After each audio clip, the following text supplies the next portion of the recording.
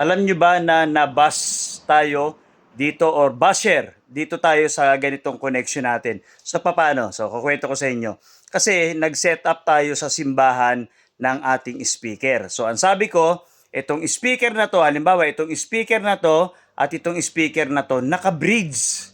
Ibig sabihin, yung output nito, no? Ito yung galing po sa audio mixer na powered. So sa halimbawa sa right or sa left channel, nakakonect to, tumutunog na po ito sa right channel. Ang ginawa ko, sabi ko, itong speaker na to, ibinridge ko dito. Naka-bridge, no? Sabi niya, ha, ha, ha, ha. So, hindi, kaya ko kinikwento to para maliwanagan kayong lahat, no? So, sabi niya, ha, ha, ha, ha. Sabi niya ganun, bridge daw. Sabi niya, bridge daw. Samantalang, ang tawag dyan ay series. So, series, no? So, ano ba ang bridge? Series, mono, parallel, link. No, marami yan. So, doon na lang tayo, wag na lang tayo lumayo doon sa sinasabi niyang pinagtawanan niya. Tapos sabi niya, ay palibhasa kasi, basic lang ang alam mo. Basic lang daw, or yung tinatawag na parang putyo-putyo, parang dating, parang, kumbaga sa pang-kinder lang yan tinuturo mo. So, nanlait pa, no? Sabi niya gano'n. Sabi niya, palibhasa. Palibhasa kasi, parang gano'n, no? So, nanlait pa kasi nga, pang-elementary or pang-basic lang. So, ganito yan, ano? Kumbaga sa pag-aaral, yung maliit na bata, elementary lang yan. Tuturuan mo ba ng pang-kolehiyo yan? Susumi naman, common sense naman yan, ano? So, ganito yan.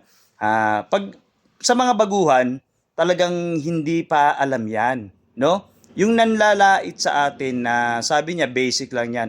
Abay, akala mo naman, ipinanganak na marunong na mag-connect ng amplifier. Sa audio mixer, kala mo naman, marunong na talaga sa sound mula nung ipinanganak. So, galing din sa wala. Kaya lang, nagyayabang na. Kung marunong man siya, sana ituro na lang yan. No? So, sana magturo na lang. Kaya lang, nagyayabang eh. Kaya nga yung mga mayayabang dyan na akala mo pinanganak na meron na eh. No? So, ganito yan. Pagbalik tayo sa speaker.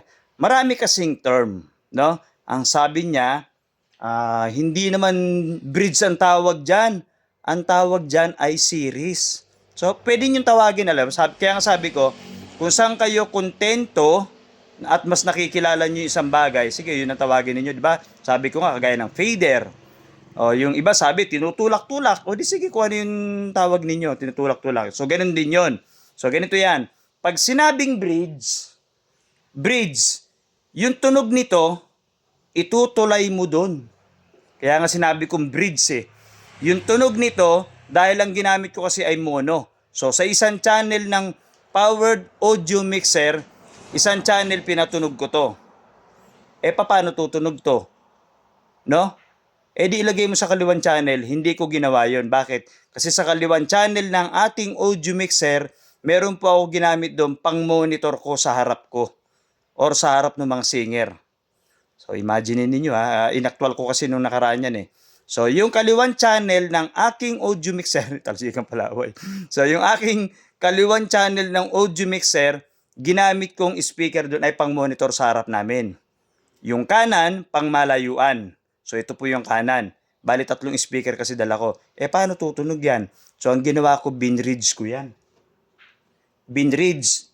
Ibig sabihin ng binridge, itinulay mo, tinulay. Nilagyan mo ng tulay, papunta ron para tumunog to or para makarating ka rito. So, ganun po yung sinabi ko. Kaya pinagtawanan niya, hindi raw bridge ang tawag doon. Series.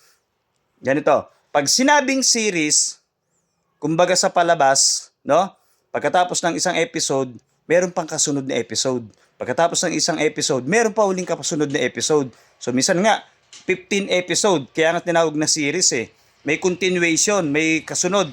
So, ito, nung binridge ko yan, kapag may nakakunik pa uli dyan, at may ikinunik ulit ako hanggang naging 10 na yan, ang tawag doon ay series na. Kasi maraming ang term eh. Sabi ko nga sa inyo, pagdating sa larangan ng sound system, marami po talagang term or maraming kanya-kanyang explanation. Parang relihiyon yan, no? Napakarami, napakalawak ng usapin. So, sa madaling salita, itong speaker na yan, binridge ko or itinulay ko papunta doon para tumunog to. Kung nilagyan ko pa ng isang speaker to, itinulay ko doon, nilagyan ko pa uli ng speaker hanggang naging 10 na yan, ang tawag doon ay series connection. So, dami no? Daming ano. So, kaya nga naging bridge lang eh. Nilagyan ko ng tulay. Ano ba yung ginawa kong tulay na yon? Ang nilagay kong tulay doon ay speak on, papunta dito sa input. So, tumunog na to. Nilagyan ko ng tulay, kaya tinawag kong bridge. No? O, alam nyo na ngayon na ibig sabihin ng series, ha? Parang movie. Kanya-kanya. May parang pinapanood yung K-drama. Ano? May mga susunod na episode pa. Ito, wala na kasing sumunod eh. Hindi ko na nilagyan. Kaya ang tawag doon ay bridge type lang. Yung ibang term, link. May nababasa kayo. Baligtad lang sa camera ha. Ayan o. May nakasulat dyan, link. Ibig sabihin ng link, kumbaga sa mga account ninyo, yung isang account mo nyo, ililink mo sa ganito. No? Iko-connect mo ron para kung nagbabayad ka. Ganun lang yon. So ito, ibig sabihin, pag nilink mo yan, tutunog na yan dito. Ibig sabihin, pinagsama mo, nag-link yung ganun ang mga term. Kasi marami ho talagang term na ginagamit pagdating sa audio mixer. So magkakaiba kasi ang parallel, no? Pag kasi sinabi mga parallel, yan po yung mga mono eh. Kailan ba nagiging mono, Johnny Luha? Pag sinabing mono, yan po yung isang channel lang ang ginamit mo. Parang ako, isang channel lang ang ginamit ko pero tumunog yan. Hindi mo makokontrol yung lakas nito, no? Pero, kapag hininaan mo yan, sabay pong hihina, sabay ding lalakas. Kasi nakamono. Isang connection lang, yun po ang ibig sabihin ng mono. Pag sinabing stereo connection, na maraming term ang stereo connection, makokontrol mo tong hinaan, makokontrol mo tong hinaan. Makokontrol mo yung lakasan, makokontrol mo yung lakasan. Magkahiwalay sila ng volume. Pwedeng malakas to, pwedeng mahina. Naka-stereo connection. Kaya nga dyan pumapasok yung nasa audio mixer natin na PAN or PAN na pwede mong ihiwalay yung bass gamit ang ating audio mixer. Pwede mong ihiwalay ang mid or high gamit ang ating PAN kasi naka-stereo po. So sana naliliwanagan kayo sa explanation natin ha. So kasi siyempre basher, marami kasing basher talagang ang basher kasi hindi natin mapiplease.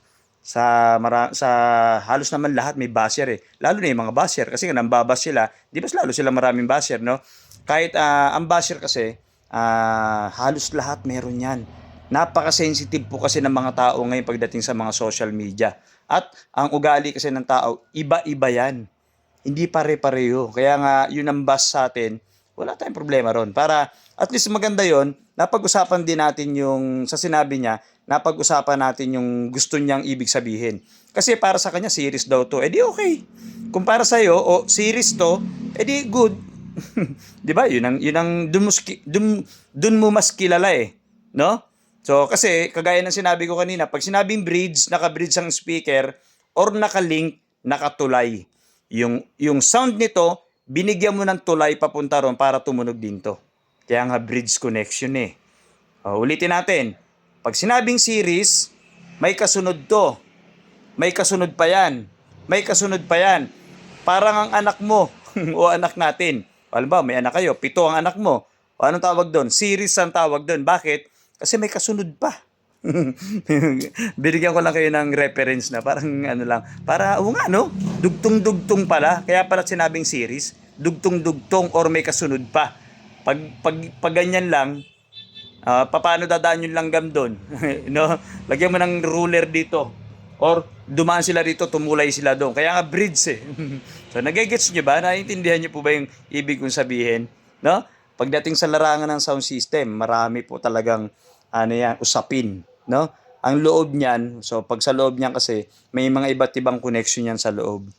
No? Saka ko na i-discuss sa inyo yan sa mga susunod nating video. So ngayon, alam nyo na. Ha? So yun po yun. Ngayon, kung ano yung mas kilala ninyong tawag, o sige, sabihin nyo series, o di sige, kung yun ang kampante kayo, okay lang yan. So abangan ninyo yung ating mga iba pang tutorial. Napakarami po nating tutorial na ipapaliwanag at gagawin ng aktual. Johnny Luha po ito.